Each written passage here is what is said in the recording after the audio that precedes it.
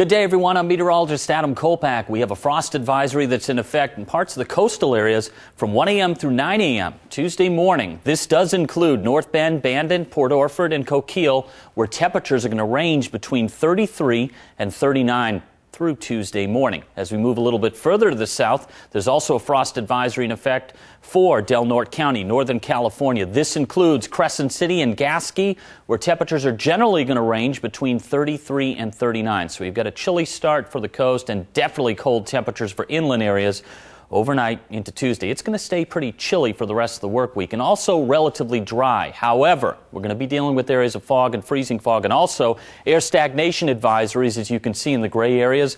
This is for all valley locations, west of the Cascades and also east of the Cascades, right through next Monday, 10 a.m. The reason being is we're going to have a pretty stable air mass. We're going to have a lot of cold air trapped in the valley, and then aloft there's a lot of warm air. There's not going to be that much mixing or vertical mixing, and what that may do is over the next week diminish our air quality, so we're going to be watching out for that. Here's the high pressure system that's causing all the problems here.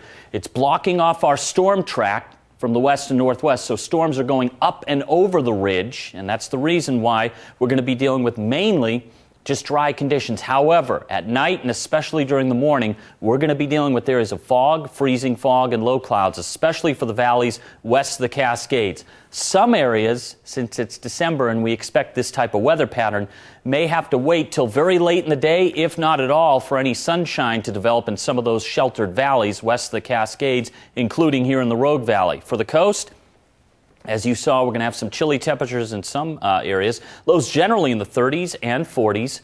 There may even be some patchy areas of fog or even freezing fog late tonight, tomorrow morning. We should see more sunshine, though, develop during the day. And these temperatures aren't too bad to take. 50s and possibly 60s, especially around Brookings there with that offshore flow developing out of the east and northeast moving inland.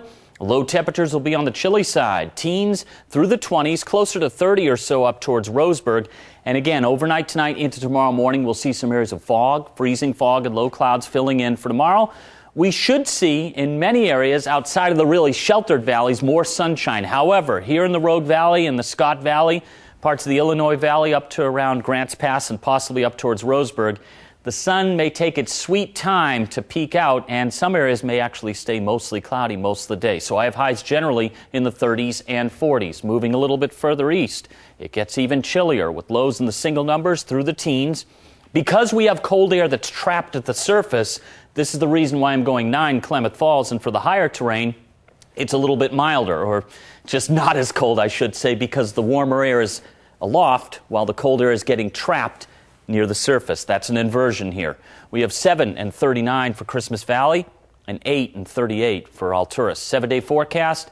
Yeah, it's a similar pattern here for the next week. I don't have a chance for rain or even something else, as in snow, for the Rogue Valley for the next several days. As you can see, we're going to stay with this pattern of fog, freezing fog, and low clouds, especially at night and during the morning hours. And some days, the sun may not make a reappearance because we may be stuck with these areas of low clouds. I have highs generally in the 30s and 40s and lows generally in the 20s and low 30s. And for the Klamath Basin, I'm a little bit more optimistic on the sunshine for most days, at least peaking out, and it could get very sunny, or at least mainly sunny during the day. Temperatures for highs will be in the 30s and 40s. Lows, though, anywhere from the upper single digits into the teens. Even into the weekend, stays pretty chilly.